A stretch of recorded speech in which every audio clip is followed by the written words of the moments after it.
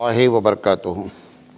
الحمدللہ رب العالمین والعاقبۃ للمتقین والصلاة والسلام علی رسولہ الکریم۔ اعوذ باللہ من الشیطان الرجیم، بسم اللہ الرحمن الرحیم۔ ان اللہ لا یغیر ما بقوم حتی یغیروا ما بانفسہم۔ محترم حضرات، آج ہم نے معراج فیض آبادی کہ ایک شعر کو اپنے تقریر کا عنوان بنایا ہے۔ ان کا یہ شعر بہت مشہور ہوا، آج اسی پر گفتگو کر رہے ہیں۔ شعر یہ ہے کہ اپنے کعبے کی حفاظت تمہیں خود کرنی ہے، اب ابابیلوں کا لشکر نہیں آنے والا۔ ہم پہلے مصرعے پر ہمارا اصل ٹاپک ہے کہ اپنے کعبے کی حفاظت تمہیں خود کرنی ہے۔ یہ عنوان کیوں رکھا گیا ہے؟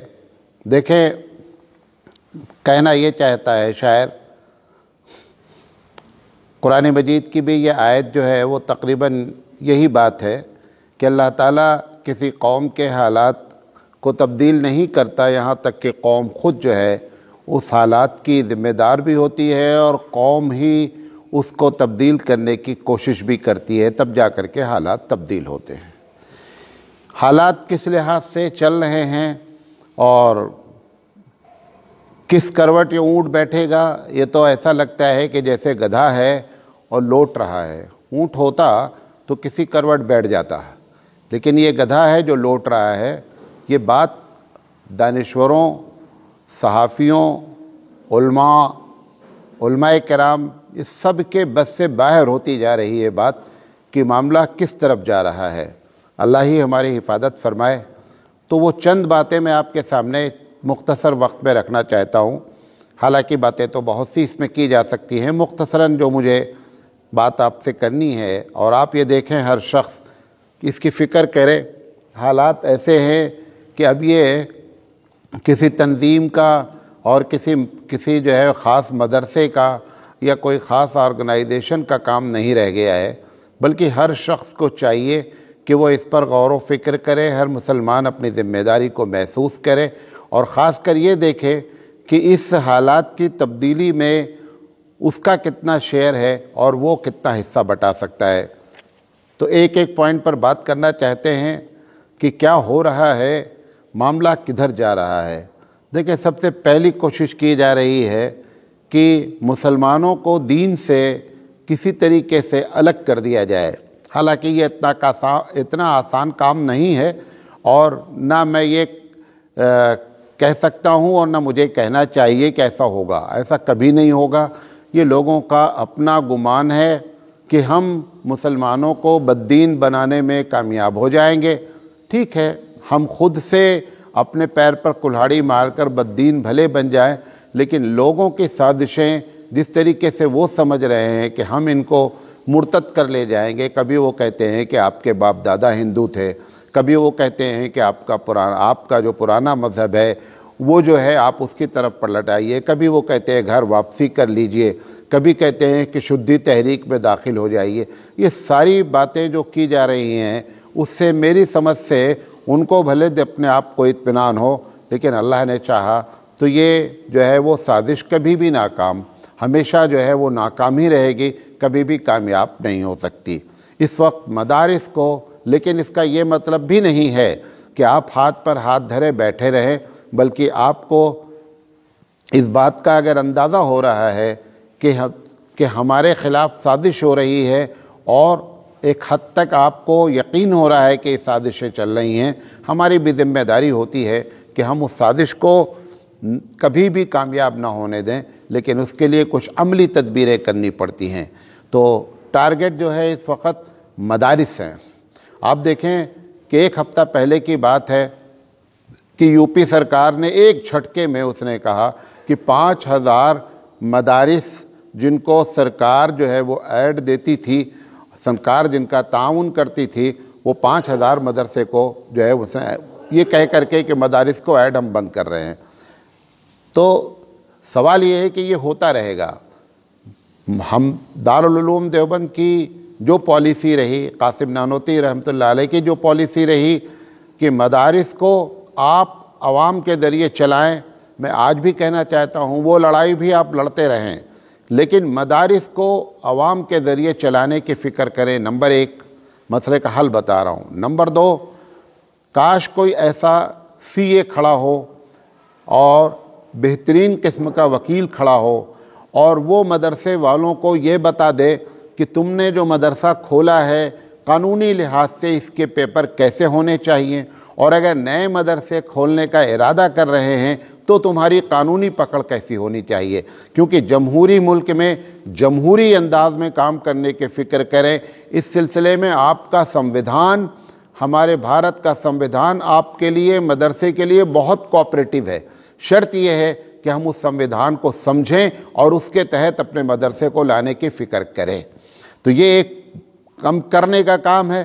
اور دوسری چیز جو ہے وہ علماء ٹارگٹ ہیں. علماء ٹارگٹ سے مراد یہ ہے کہ ہم 1000 مرتبہ باتیں کرنے سے پہلے اس بات کو سوچیں کہ یہ بات ہم سمویدھانی لحاظ سے کتنا صحیح کہہ رہے ہیں اور اس کے اندر کہاں غلطی ہو سکتی ہے. کیونکہ آپ کی چھوٹی سی غلطی سے کچھ ہو سکتا ہے کہ تمہارے اوپر کوئی قانونی کارروائی نہ ہو، ہمارے اوپر کوئی قانونی کارروائی نہ ہو، لیکن آپ کو اتنا خوف و ہراس میں مبتلا کر دیا جائے گا کہ آپ حق بات بولنے کی پوزیشن میں نہیں رہیں گے. اور جب بڑے لوگوں کو ایسا کر دیا جائے گا تو نتیجہ یہ نکلے گا کہ چھوٹے بیچارے جو اپنے علاقائی لحاظ سے کام کرتے ہیں وہ تو ایک دم دب کے رہ جائیں گے. لہذا یہ جو مدارس کو اور علماء کو ٹارگٹ بنایا جا رہا ہے اس کی بنیادی وجہ یہ ہے کہ اسی سے لوگوں کے اندر دین آتا ہے. لہذا اس دین کو کیسے بددین انسان کو بنایا جائے یہ یہاں سے بنیادی طور پہ کوشش کی جا رہی ہے، اس کی فکر کی جائے. تیسری چیز ہے کہ ہم مسلمانوں کے ساتھ جو ہے دوسری چیز ہم مسلمانوں کے ساتھ دو آنکھیاں کا معاملہ کیا جا رہا ہے تعلیمی لحاظ سے. میں کہتا ہوں کہ ایک حد تک بات آپ کی صحیح ہو سکتی ہے، لیکن سوال یہ ہے کہ ٹاپ کی جگہ خالی ہے. ہمارے بچے، ہمارے پڑھنے والے بچے کیوں اس بات کی فکر نہیں کر رہے ہیں کہ تعلیم اتنی اونچی اور اتنے اچھے نمبرات اور اتنے اچھے انداز میں حاصل کی جائے کہ آج بھی ٹاپ کی جگہ خالی ہے. ہمارا رونا ہے کہ ہم پڑھنے کے باوجود بھی جاب لیس ہیں. سوال یہ ہے کہ کتنی صلاحیت لے کر کے آپ نے پڑھا ہے. اس بات کی کوشش کریں، الزام دینے کے بجائے اپنے اس مقصد کو سمجھنے کی کوشش کریں کہ ہم مسلمانوں کو خاص کر تعلیم کے میدان میں کتنا آگے آنا چاہیے. اور یہ جو ہمارے اسکولز ہیں، جو انگریزی میڈیم اسکول مسلمان مینجمنٹ چلا رہے ہیں، ان کو بھی چاہیے کہ زیادہ سے زیادہ کامرشل بننے کے بجائے زیادہ سے زیادہ اپنے قوم کی فکر کریں اور قوم کو یہاں سے پیدا کریں. ایک کالج 2 کالج ہو کر کے مسئلے کا حل نہیں ہے. گرچہ وہ بھی بڑی اپریشیٹڈ ہیں کہ ان کی تعریف کی جائے کہ کم سے کم انہوں نے اس آندھی میں اپنے چراغ کو جلا رکھا ہے. لہذا چراغ سے چراغ جلتے ہیں. لہذا بھارت کی سطح پر تمام مسلمانوں کو چاہیے کہ ان سے نصیحت حاصل کریں اور تعلیم کے میدان میں مسلمانوں کو کیسے آگے بڑھایا جائے کہ ٹاپ کی جگہ پر کی جائے، اور ٹاپ کی جگہ ہمیشہ خالی رہتی ہے. یہ بڑا مسئلہ ہے، اس کو اس طریقے سے حل کرنے کی فکر کریں. اور یہ ہم کو خود کرنا ہے. جو شاعر نے کہا کہ اپنے کعبے کی حفاظت تمہیں خود کرنی ہے، یہ ہم کو خود کرنی ہے. اب ہم دوسرے پر ڈیپینڈ ہو کر کے اور رونا رو کر کے مسئلے کا حل نہیں ہوگا. اسی طریقے سے دوسری اور بنیادی اہم چیز یہ ہے کہ سیاسی قوت کو منتشر کیا جا رہا ہے. ابھی حال میں الیکشن ہوا ہے کارپوریشن کا ہمارے شہر میں. مسلم اکثریت سے کئی مسلم لوگوں کو کھڑا کیا جا رہا ہے، اور ہر کھڑا ہونے والا بھی جانتا ہے کہ اگر مسلم اکثریت علاقے میں بڑھ جائیں گے نتیجہ یہ نکلے گا کہ ہم ہار جائیں گے اور دوسرا جیت جائے گا. اور یہ ایسا آج نہیں ہو رہا ہے، 50 سال سے یہی ہمارے ساتھ سازش ہو رہی ہے. اور ہم کو یہ بات سمجھ میں نہیں آ رہی ہے کہ 5 آدمی ایک جگہ سے مسلمان کینڈیڈیٹ کھڑے ہو رہے ہیں، 4 مسلمان کینڈیڈیٹ کھڑے ہو رہے ہیں، کیسے آپ جیتیں گے؟ آپ کو سیاسی لحاظ سے منتشر کرنے کا طریقہ ہے کم سے کم بیٹھ کے جائیں، طے کر لیں کہ چلو بھائی شہر میں 10 جگہ 4 کھڑے ہونے کے بجائے ہم ایک ایک آدمی 10 جگہ کھڑا ہوگا، ایک آدمی تمہارا یہاں سے کھڑا ہو جائے، ہمارا آدمی وہاں سے کھڑا ہو جائے، لیکن ایک آدمی کھڑا ہو، یہ بات سب مطلب اظہر من الشمس ہے، سب کو اس بات کا علم ہے کہ اگر ہم 4 کھڑے ہوں گے تو نہیں جیتیں گے، اور اس کے باوجود جو ہے وہ ہم اس بات کو سمجھ نہیں رہے ہیں اور اپنے ووٹ کے پاور کو برباد کر رہے ہیں۔ دوسری کوشش کی جا رہی ہے کہ ووٹرز چونکہ مسلم میں اکنامیکل پرابلم ہے، معاشی لحاظ سے بیچارے پریشان ہیں، لہذا دوسرا کام بھی کیا جاتا ہے کہ ووٹرز کو ان لوگوں کہ وہ لوگ ہم کو خرید لیتے ہیں، مسلمانوں کو سمجھائیں کہ یہ بکنا شرعاً جائز نہیں ہے۔ ٹھیک ہے تمہارے حالات بہت خراب ہے، یہ 200 روپے اور 500 روپے اور 1000 روپے لے کر کے کیا آپ اپنی زندگی کا مسئلہ حل کر لیں گے؟ آپ نے اپنی قوم کو بیچنے کا انتظام کیا ہے۔ خدا کے واسطے اپنے ووٹ کا صحیح استعمال کریں اور پیسے پر بکنے کے بجائے اس بات کی کوشش کریں کہ ووٹ صحیح جگہ ڈالا جائے۔ یہ ہم کو انتشار کرنے کی دوسری کوشش کی جا رہی ہے۔ تیسری چیز جو بہت خطرناک ہے، وہ بڑی پارٹیاں جو مسلم پارٹیاں کھڑی ہونا چاہتی ہیں، جن کا کچھ دمخم ہے لیکن ان کو کوئی لوگ الائنس کرنے کے لیے تیار نہیں ہے۔ نتیجہ یہ نکلتا ہے کہ جو برباد کرنے کی فکر میں ہیں وہ ایسی پارٹیوں کو، ہماری مسلم سیاسی پارٹیوں کو خوب زیادہ بڑھاوا دیتے ہیں کہ آپ ضرور آئیے اس علاقے میں اور آپ کی بڑی اچھی پکڑ ہے اور آپ بہت اچھا الیکشن لڑیں گے، اور نتیجہ یہ نکلتا ہے کہ وہاں پہ کھڑے ہو کر کے مسلم ووٹ کو تو وہ کاٹ دیتے ہیں، لیکن مسلم ووٹ کے کٹنے کا مطلب یہ ہوتا ہے کہ دوسری وہ پارٹی کو جیت حاصل ہو جاتی ہے جو حقیقت میں جیت کی پوزیشن میں نہیں تھی۔ لہذا ہمارا کھڑا ہونا، اس بات کو ہم طے کریں کہ ہمارا کھڑا ہونا جیت کے لیے ہے یا کسی کو جتانے کے لیے ہے، اس بات کو ہم کا احساس ہونا چاہیے۔ ان سب مسئلے کو ہم کو خود حل کر رہا ہے، اور یہ ساری باتیں، میں ایک چھوٹا سا طالب علم ہوں، سیاست مجھے نہیں آتی ہے، لیکن اگر ایک چھوٹے سے آدمی کو یہ بات سمجھ میں آ رہی ہے تو پھر سوال یہ ہے کہ آپ کو یہ بات کیوں سمجھ میں نہیں آتی ہے؟ لہذا اپنے سیاسی قوت کے انتشار کو سمجھنے کی فکر کرے، یہ دوسرا کام کیا جا رہا ہے۔ تیسری بڑی چیز، میڈیا کو آپ کے اسلام اور مسلمانوں کے خلاف کھڑا کر دیا گیا ہے۔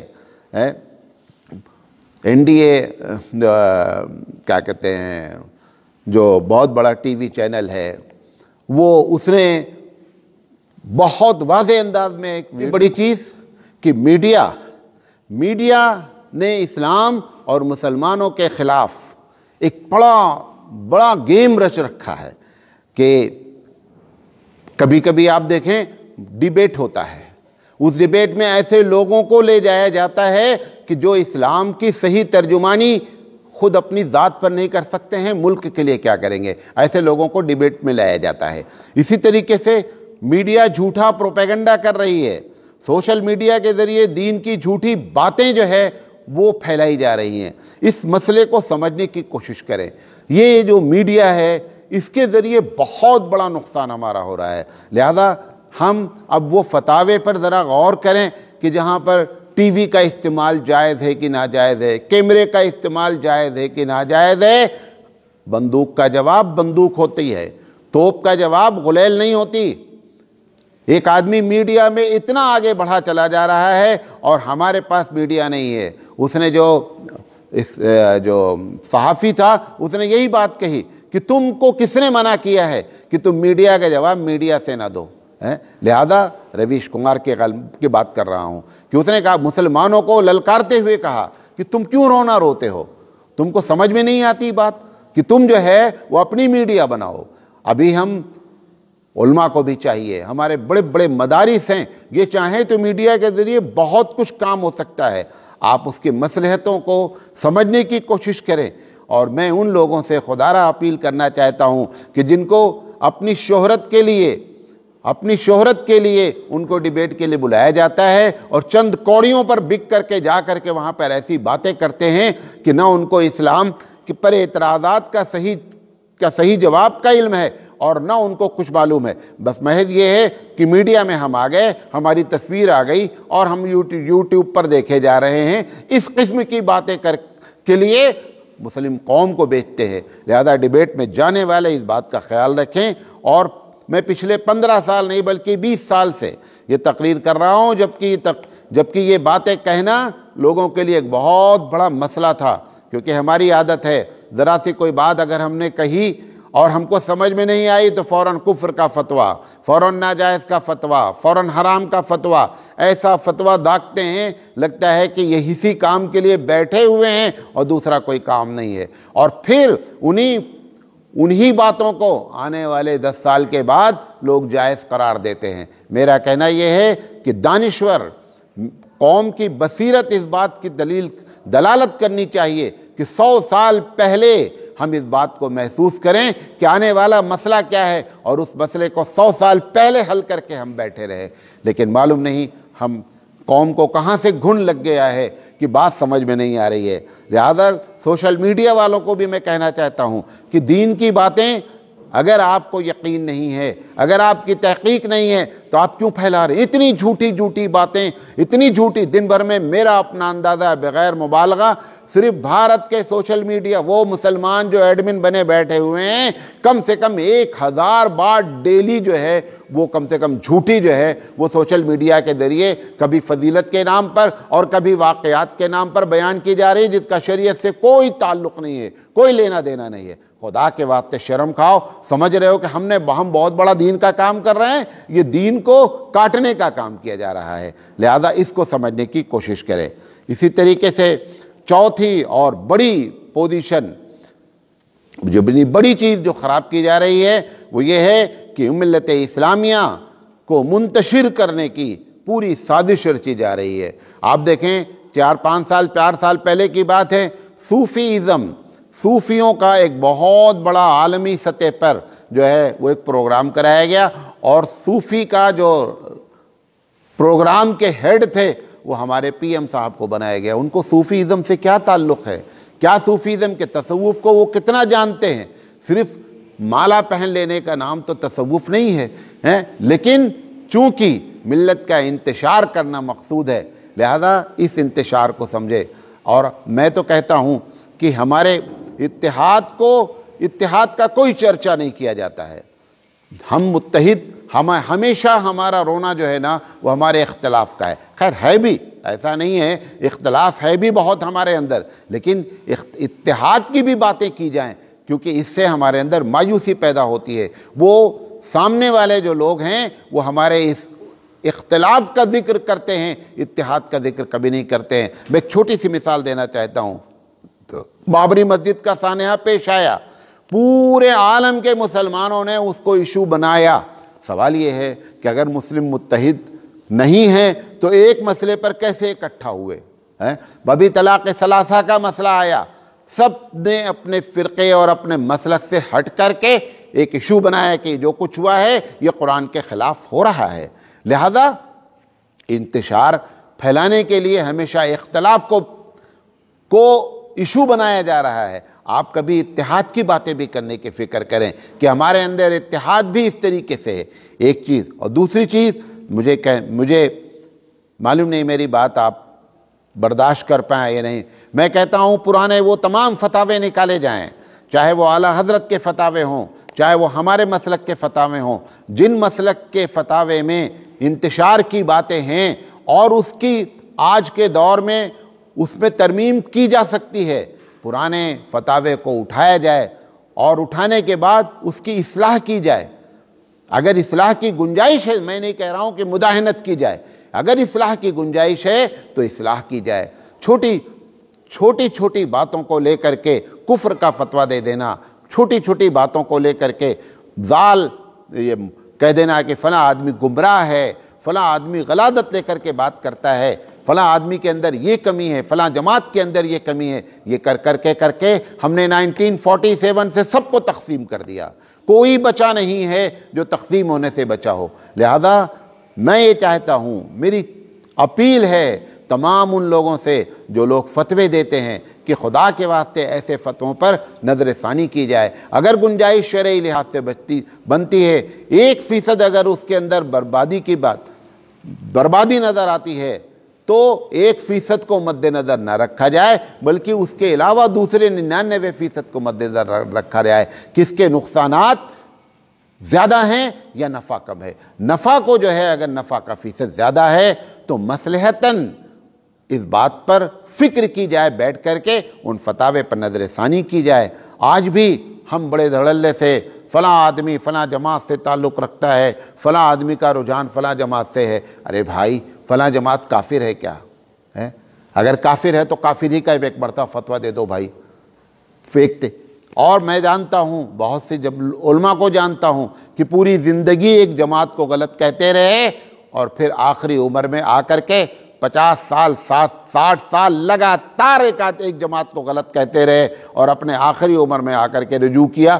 رجوع کی بات لوگوں کو معلوم ہی نہیں، لیکن آپ کے 60 سال کا بویا ہوا بیج سب کو معلوم ہے.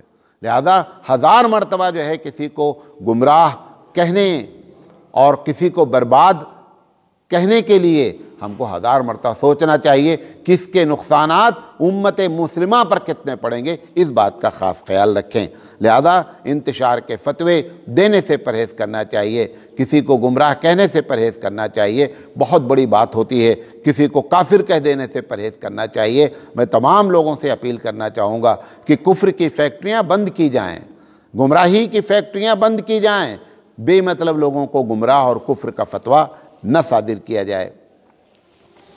اسی طریقے سے جو بڑی سازشیں ہو رہی ہیں وہ یہ ہے کہ آپ کو آپ کی تہذیب سے دور کیا جا رہا ہے. میری تہذیب سے مراد کیا ہے؟ اور دوسری تہذیب کا دلدادہ بنایا جا رہا ہے. تہذیب میں آدمی کا اوڑھنا، آدمی کا کھانا پینا، لباس. اب ہمارے مسلم بچے پینٹ پھٹا پھاڑ کر کے گھوم رہے ہیں. ہمارے مسلم بچے بیچ میں جو ہے وہ نوجوان بچے بیچ میں بال رکھتے ہیں اور کنارے کنارے جو ہے. فیشن اس وقت تک جائز ہوتا ہے جب تک شریعت کے اصول سے نہ ٹکرائے. کم سے کم ایک مرتبہ. آپ کیا سمجھتے ہیں کہ آپ بے لگام ہیں؟ آپ جیسے چاہے کپڑا پہن لیں، آپ جیسے چاہیں بال رکھ لیں، آپ جو چاہے آپ کا دل چاہے جا کر کے کھا لیں. بھائی آپ مسلمان ہیں، آپ کے لیے ہر ایک چیز کا ایک سرکل کھینچا ہوا ہے. لیکن اس سامنے والی قوم کو معلوم ہے کہ جب کسی قوم کو اس کی تہذیب سے دور کر دیا جاتا ہے تب جا کر کے قوم سے پروردگار عالم چابی چھینتا ہے. جس قوم کو اپنی تہذیب پر ناز نہیں ہوتا ہے، رب ذوالجلال کبھی بھی ایسی قوم کو جو ہے وہ دنیا کی چابی نہیں دیتا ہے. لوگوں، جب ہم کو اپنی تہذیب پر فخر ہوتا ہے. پچھلے جمعہ بھی میں نے بات کہی تھی کہ چائنا کے ہوم منسٹر سے ملنے جا رہا ہے ایک اسلامی بندہ، سر پہ اپنے پگڑی لگائے ہوئے، اپنی تہذیب کو برقرار رکھے ہوئے، اپنے پائجامے کو ٹخنے سے اونچے رکھے ہوئے کہ اگر ہمارے حبیب مصطفیٰ کو یہ لباس پسند ہے، سامنے والے کو پسند ہو یا نہیں پسند ہو. نتیجہ یہ نکلا کہ کیا اس سے ہوم منسٹر نے ملنے سے انکار کر دیا کہ تو پگڑی پہن کر آیا ہے؟ کیا اس نے ہوم منسٹر نے چائنا کے انکار کر دیا کہ تیرے پائجامے جو ہے وہ ٹخنے سے اونچے ہیں؟ نہیں. جب آپ رسول اکرم اور اسلامی تہذیب کو جب اپنے ہاتھ میں تھامتے ہیں اور اس پر جب فخر کرتے ہیں تو سامنے والا سرنڈر ہوتا ہے. میں ایک چھوٹی سی مثال غیر کی دینا چاہتا ہوں. پوری دنیا میں سرداروں نے طے کیا کہ ہم پگڑی نہیں اتاریں گے اور ہیلمٹ نہیں لگائیں گے. آخر ساری دنیا سرنڈر ہوئی کہ نہیں ہوئی؟ ساری دنیا سرنڈر ہوئی. ہتھیار ڈال دیا دنیا نے اور پوری دنیا نے قانون بنایا کہ پگڑی پہننے والا سردار اگر ہیلمٹ نہیں لگاتا ہے تو اس کو اس بات کی چھوٹ ہے. کس چیز نے ایکسیپشنل کرایا، مستثنا کرایا؟ اس کی تہذیب کی پکڑ نے. اس نے طے کر لیا کہ مجھے نہیں چھوڑنا ہے. دنیا جھکتی ہے. اس نے طے کر لیا مجھے داڑھی نہیں مڑانا ہے. ابھی بھارت میں پولیس والے داڑھی نہیں رکھ سکتے، بھارت میں فوج داڑھی نہیں رکھ سکتی، لیکن اگر کوئی بھی سکھ پولیس ڈپارٹمنٹ میں آتا ہے، کوئی بھی سکھ فوج میں جاتا ہے، سارے فلسفے داڑھی مڈانے کے سب ختم ہو جاتے ہیں. وہ کہتا ہے میں داڑھی کے ساتھ رہوں گا اور فوجی بھی رہوں گا، داڑھی کے ساتھ رہوں گا اور سپاہی بھی رہوں گا. آخر دنیا نے کیا کیا؟ مجبور ہو کر کے اس کے سامنے ہتھیار ڈالا. ہم مسلمانوں نے کبھی بھی اپنے ان شعار کو یہ لازم نہیں کیا. نتیجہ نکلا کہ آپ اپلیکیشن دے رہے ہیں وہ بعض بیچارے مخلص قسم کے لوگ جو فوج میں رہنا چاہتے ہیں داڑھی رکھنا چاہتے ہیں، اجازت نہیں ملتی ہے. پولیس میں رہنا چاہتے ہیں داڑھی رکھنا چاہتے ہیں، اجازت نہیں ملتی ہے. اور کتنی اندر سے تکلیف ہوتی ہے کہ وہ سکھ آدمی جو داڑھی رکھ کر کے ہمارے بغل میں کھڑا ہوتا ہے، حالانکہ اس کا اپنا جو بھی عقیدہ ہے، اس سے بحث نہیں ہے۔ بحث یہ ہے کہ اس نے اپنی اس تہذیب کو، اپنے اس مذہبی شعار کو اس نے لازم قرار دیا، دنیا جھکی۔ لہذا یہ یاد رکھیں کہ آپ کو تہذیب سے دور کیا جا رہا ہے۔ عورتیں ہماری وہ لباس پہن رہی ہیں، برقع خود محتاج ہو گیا ہے کہ برقع پہنا جائے۔ جو برقع پہنا جا رہا ہے وہ برقع خود محتاج ہے کہ اس کو سطر میں رکھا جائے۔ خدا کے واسطے خوف کھائیں، تمہارے ساتھ کیا کیا ہو رہا ہے اور یہ تمہارے ساتھ کیوں ایسا کیا جا رہا ہے۔ لوگ اپنی آنکھوں کو سیکنے کے لیے تمہارے برقعے کی ڈیزائن دی گئی ہے، تمہارے کپڑوں کی ڈیزائن دی گئی ہے۔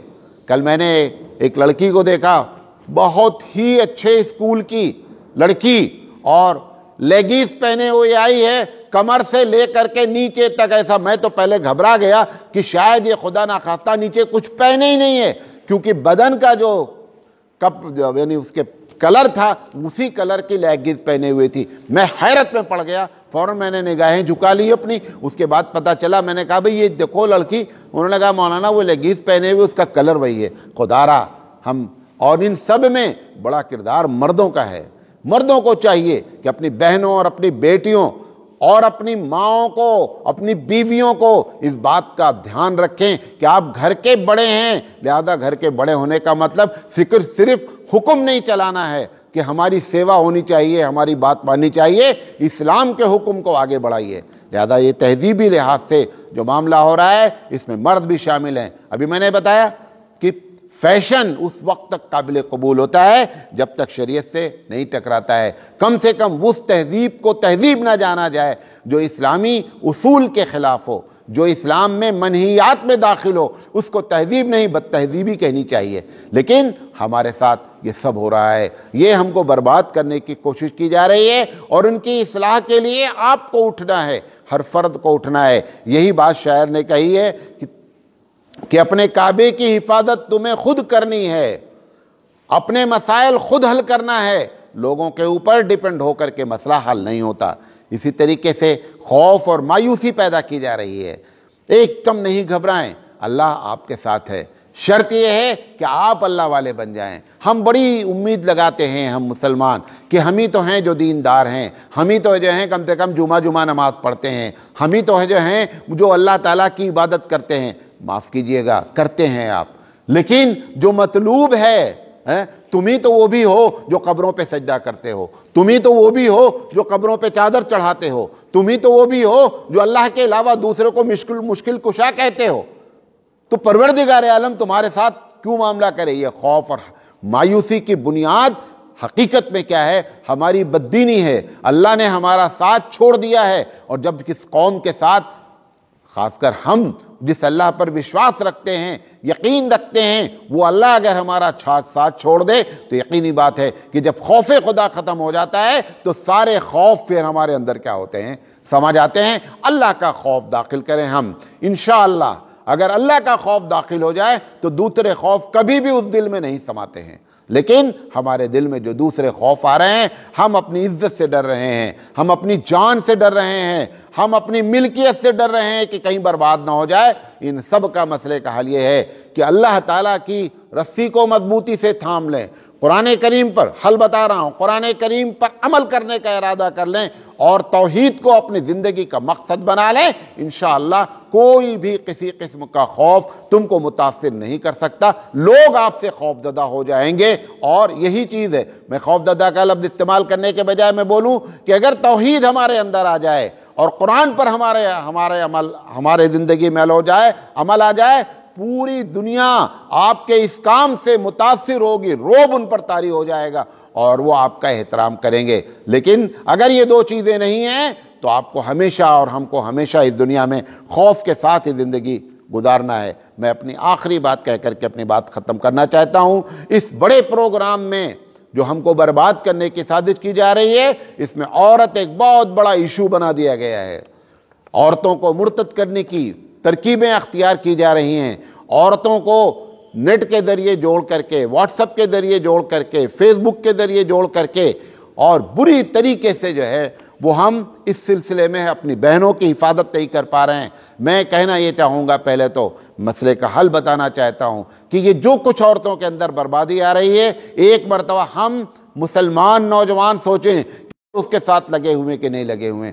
آپ جس طرح لگے ہیں سب سے پہلے آپ اپنی زندگی میں سدھار لائیں. اللہ نے چاہا تو آپ کی بہن کی زندگی میں بھی سدھار آئے گا, آپ کی بیٹی کی زندگی میں بھی سدھار آئے گا. لیکن یہ اگر ہم سوچ رہے ہیں کہ ہماری بہن محفوظ رہے اور دوسرے کی بہن جس کا تعلق ہم سے ہے وہ محفوظ نہ رہے, تو آپ کی بہن بھی محفوظ نہیں رہے گی. یہ بات نوٹ کر لیں. اسی دنیا میں جو ہے ایسے کاموں کا ہینڈ ٹو ہینڈ جو ہے وہ کیا مل جاتا ہے, بدلہ مل جاتا ہے. ہماری بڑی تمنا ہے, ہم باپ کی بڑی تمنا ہے, ہمارے نوجوانوں کے بھائیوں کی بڑی تمنا ہے, شوہروں کی بڑی تمنا ہے کہ ہماری عورتیں محفوظ رہیں. آپ دوسروں کے عورتوں کے محفوظ رکھنے کی فکر کریں, آپ کے گھر کی عورتیں خود بخود کیا ہو جائیں گی, انشاءاللہ محفوظ ہو جائیں گی. آپ کو زیادہ محنت کرنے کی ضرورت نہیں ہے. اور اسی طریقے سے نیچے سے لے کر کے اوپر تک عورتوں کو دینی تعلیم کی فکر کریں. آپ مرد لوگ ہیں, یہ میں نے لائن خطبہ کہ وہ عورتیں جن کے لیے تم نے ناجائز کر رکھا ہے, مسجد کے دروازے بند کر رکھے ہیں, کم سے کم ان کو معلوم ہو کہ جمعہ میں خطبہ کیا ہوتا ہے. تو نہ جمعہ کا خطبہ سن سکتی ہیں, نہ جو ہے وہ دینی کسی پروگرام میں شرکت کر سکتی ہیں, کیونکہ مسجد میں آنا ہی جو ہے وہ ناجائز ہے.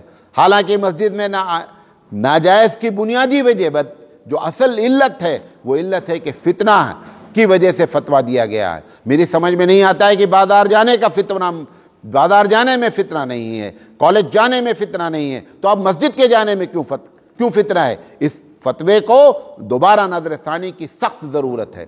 اگر بذات خود عورت کا جانا قرآن حدیث سے یہ ہوتا کہ ناجائز ہے تب ایک بات سمجھ میں آتی. یہ تو علت ہی نہیں ہے, علت تو فتنہ بتایا گیا ہے. تو فتنہ ہر جگہ اگر ہو تو مسجد میں ہو تو بات سمجھ میں آتی, چلو بھائی ٹھیک ہے.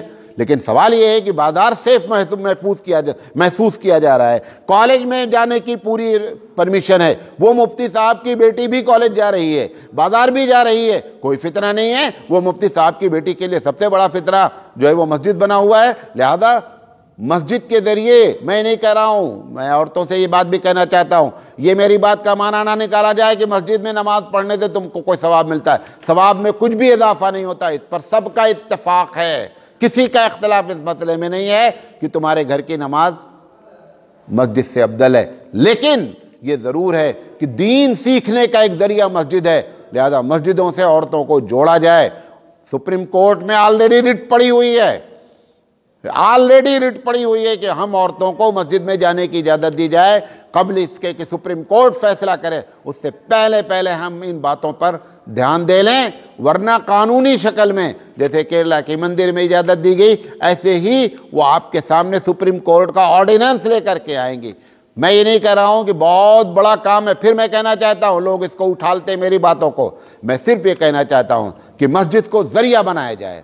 جس طریقے سے مردوں کے لیے مسجد تبلیغ کا ذریعہ ہے, عورتوں کے لیے بھی مسجد کو تبلیغ کا ذریعہ بنایا جائے. اور اس طریقے سے ان کے اندر جو بربادی کی جا رہی ہے, ان کو جو مرتد بنانے کی فکر کی جا رہی ہے, ان کی شادیاں جو غیروں سے, اس کا سب کا حل مسجد سے نکالا جائے. عورتوں کو جماعت میں جو جاتی ہیں اس میں کثرت سے جماعت میں بھیجیں, اور ان کو اس بات کی بھی تلقین کی جائے کہ جتنا ٹائم جب لگا رہی ہیں, 40 دن لگا رہی ہیں یا 3 مہینہ لگا رہی ہے یا 10 دن لگا رہی ہیں, وہ جو تعلیم دی جا رہی ہے اس کی تعلیم کی فکر ہونی چاہیے کہ کیسی تعلیم اس 3 مہینے میں ان کو دی جائے. کوئی رٹی رٹائی بات کے بجائے ایسی تعلیم دیں کہ جس سے ان کے اندر دین آوے, تب جا کر کے مسئلے کا حل ہوگا. اور ورنہ ایسے ہی ہمارے ساتھ جو ہے وہ پرابلم ہوتی رہے گی.